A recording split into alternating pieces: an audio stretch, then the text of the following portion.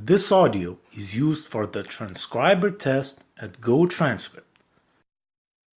And there was no incentive to listen to them. There was no incentive to listen to them. Like, they weren't making any money. They were just sort of suggesting ways in which you would stop making money. And all the money was in ignoring the warnings. Yeah, and all the money was in just saying, kind of like, don't listen to those people because look what's happening. Because look, you can just call a car and it just turns up to the curb. Don't listen. It's like.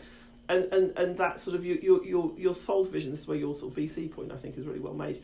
You're sold a vision, so people are told to go and pitch to VCs with like a really big vision. So Starbucks goes in and says, we want everybody in. We want to be the Coca-Cola for coffee.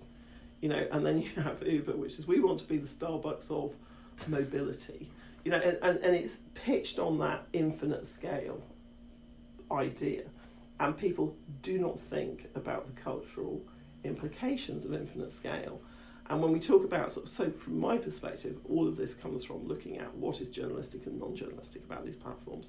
And what's non-journalistic is just lack of differentiation about messaging, and about sources, and about distribution, and about effects of distribution, and about responsibility, and all of those things. And their response to this, so this is where I do think that these companies are culpable, because they are smart and they are rich, and they've been shown all of this for a long time, and they've made a decision that goes, doesn't matter. Yeah. What you are saying does not matter, because it isn't something that they culturally are. So it's not just not in their culture, it is not in their interests to say, hang on a second, can we really think through what it means to launch free basics?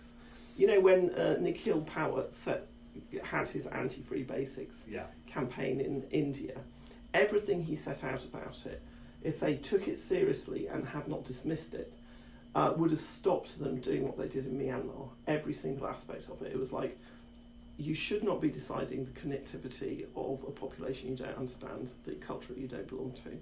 You should not be offering these things without forethought and guardrails and without some kind of democratic process around it. You should not be offering these things unless you've actually got sufficient people in the market to deal with the fallout. This audio is used for the transcriber test at Go Transcript.